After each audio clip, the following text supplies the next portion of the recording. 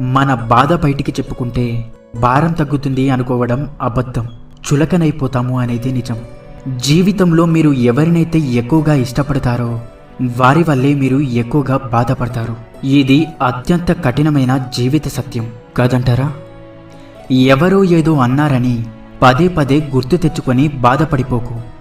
నీవు ఎదుర్కొనే నిందలు అలాగే పొగడ్తలు ఏవి శాశ్వతం కాదని గుర్తుంచుకో. ప్రశాంతమైన హృదయంతో జీవించు. నచ్చినప్పుడు ఒకలా, నచ్చనప్పుడు మరోలా ఉండేవారికి బంధాల విలువ, అనుబంధాల విలువ ఎలా తెలుస్తుంది? అలాంటి వారితో ముడిపడిన బంధం కన్నీళ్లను మాత్రమే కానుకగా ఇస్తుంది. జీవితంలో విలువ ఇవ్వని బంధాలను పెంచుకోవద్దు.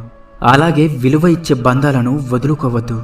ఒక విలువైన క్షణం విలువ ఎప్పుడు తెలుస్తుందో తెలుసా?